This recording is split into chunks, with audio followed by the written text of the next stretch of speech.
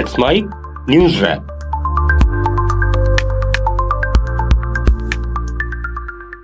Let's mic news wrap में सुनते हैं आज सारे दिन की अहम खबरें सिर्फ 10 मिनट में।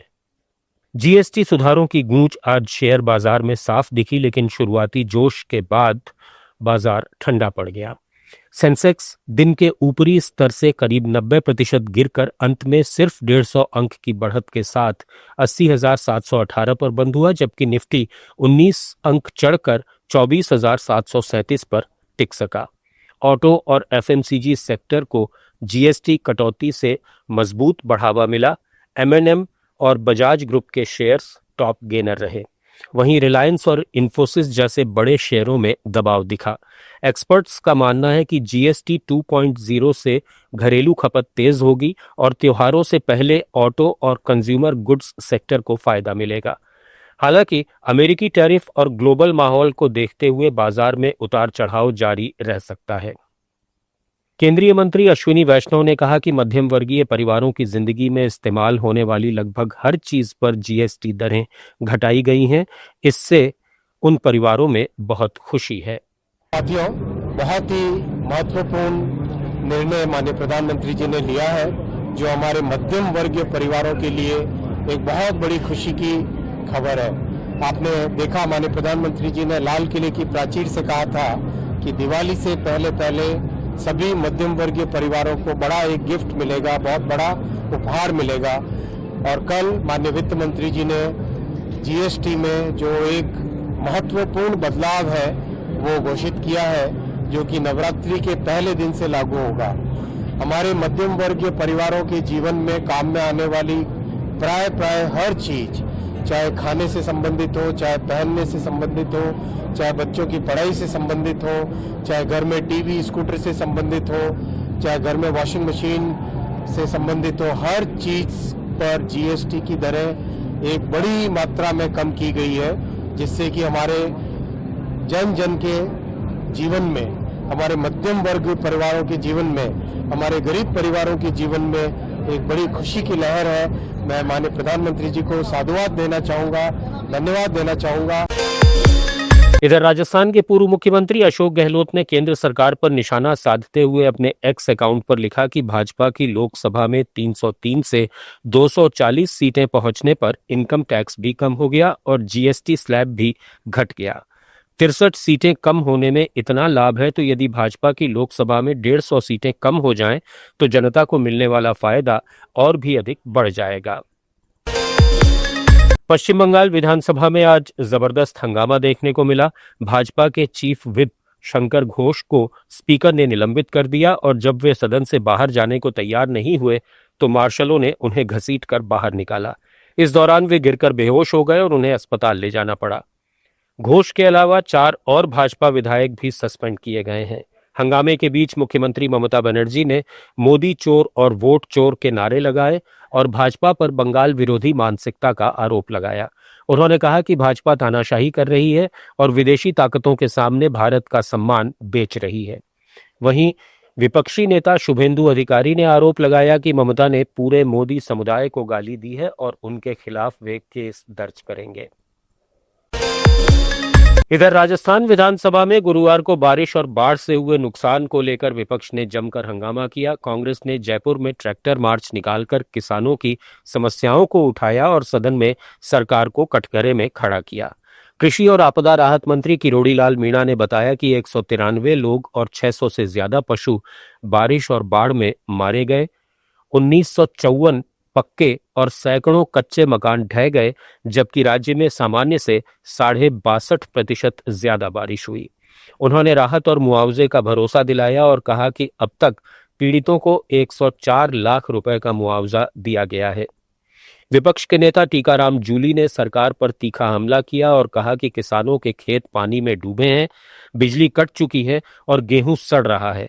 हंगामे के चलते विधानसभा की कार्यवाही कई बार स्थगित हुई और अंत में दिन भर के लिए स्थगित करनी पड़ी। मणिपुर में मैतेई और कुकी समुदायों के बीच हुई हिंसा के बाद करीब 2 साल से बंद राष्ट्रीय राजमार्ग 2 अब पूरी तरह खुलने वाला है। केंद्र सरकार, मणिपुर सरकार और कुकी संगठनों के बीच दिल्ली में त्रिपक्षीय बैठक हुई, जिसमें नया सस्पेंशन ऑफ ऑपरेशंस समझौता साइन किया गया। इस समझौते के तहत कुकीजो काउंसिल सुरक्षा बलों के साथ मिलकर हाईवे पर शांति बनाए रखने में सहयोग करेगी। NH2 हाईवे मणिपुर को नागालैंड और पूरे पूर्वोत्तर से जोड़ता है और ये खाने पीने, दवा, ईंधन और व्यापारिक सामान की आवाजाही के लिए बेहद महत्वपूर्ण है। इसके खुलने से लोगों और सुरक्षा बलों की आवाजाही फिर से सुचारू होगी, साथ ही व्यापार, पर्यटन और पूर्वोत्तर के राज्यों के बीच संपर्क भी बेहतर होगा।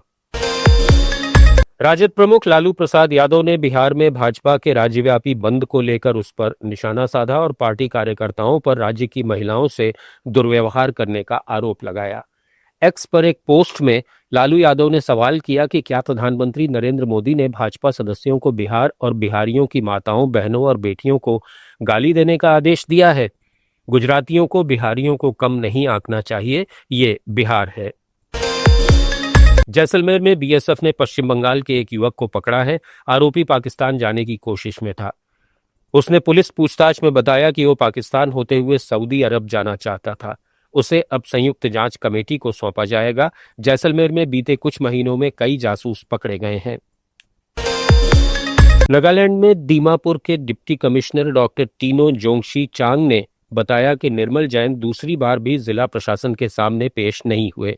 निर्मल एक गैर नगा व्यक्ति हैं जिन पर फर्जी तरीके से स्वदेशी निवासी प्रमाण पत्र लेने का आरोप है। बुधवार को दीमापुर नगा स्टूडेंट्स यूनियन के प्रतिनिधियों और जैन को तलब किया गया था, लेकिन जैन ने दिल्ली में होने का हवाला देकर पत्र भेजा और सुनवाई टालने की मांग की। यूनियन ने जैन पर जानबूझकर टालमटोल करने और रिश्वत देने की कोशिश करने का आरोप लगाया। डीसी ने कहा कि जांच कमेटी की रिपोर्ट अब नागालैंड कमिश्नर को भेजी जाएगी। केरल में तिरुओणम की पूर्व संध्या पर उत्साह चरम पर रहा। लोग उथरदा पचिल के तहत आखिरी मिनट की खरीदारी के लिए तिरुवनंतपुरम के चलाई मार्केट, कोच्चि के ब्रॉडवे और कोझिकोड के SM स्ट्रीट में उमड़ पड़े। बाजारों, मॉल्स और कपड़ा दुकानों में जबरदस्त भीड़ देखी गई। किराने की चीजों की कीमतें कम रहीं, लेकिन नारियल तेल महंगा रहा। केरल के इस सबसे बड़े त्योहार से पहले खरीदारी का उत्साह पूरे राज्य में देखा गया। मिजोरम के 100 छात्र भारत दर्शन टूर के लिए नई दिल्ली रवाना हुए। ये राज्य में पहला ऐसा कार्यक्रम है जिसे गृह मंत्रालय और BSF ने मिलकर किया है। राज्यपाल विजय कुमार सिंह ने आइजोल में राजभवन से टूर को हरी झंडी दिखाई और कहा कि ये छात्रों को देश की विविधता और एकता समझने का शानदार मौका है। BSF के DIG एहसन साहेदी ने बताया कि ये टूर देश की सांस्कृतिक इतिहास और एकता को करीब से जानने का अवसर देगा। मणिपुर में सुरक्षा बलों ने विभिन्न ऑपरेशंस में 5 उग्रवादियों को गिरफ्तार किया। इम्फाल वेस्ट के न्यू कीथेल मम्बी से 184 किलो से ज्यादा गांजा, एक टाटा ट्रक और एक मोबाइल फोन बरामद हुआ। अन्य कार्रवाइयों में इम्फाल वेस्ट और इम्फाल ईस्ट से 2 मोबाइल फोन और एक एक्टिवा स्कूटर जब्त किया गया।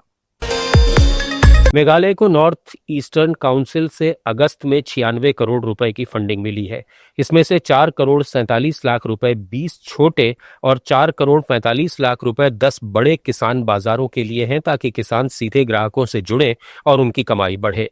वेस्ट खासी हिल्स के मावथा ट्रेशन इलाके में स्कूल भवन के लिए 48,47,000 और रीभोई में तिवा समुदाय के लिए 17 लाख रुपए दिए गए हैं। साथ ही स्मोक्ड मीट, मछली और सुअर पालन के प्रोजेक्ट्स को भी मंजूरी मिली है। त्रिपुरा के अगरतला में सेना के रेड शील्ड गनर्स ने एक्स समन्वय शक्ति नाम से मिलिट्री सिविल अभ्यास शुरू किया है, जो 11 सितंबर तक चलेगा। इस प्रोग्राम में सिविल प्रशासन, पुलिस, NDRF और कई सरकारी एजेंसियां शामिल हैं। इसका मकसद है सुरक्षा, आपदा प्रबंधन, पर्यावरण और तकनीक जैसे क्षेत्रों में आपसी तालमेल बढ़ाना। अभ्यास में सभी इकाइयां जोश के साथ हिस्सा ले रही हैं। न्यूज रैप में फिलहाल इतना ही। जुड़े रहिए लेट्स माइक के साथ।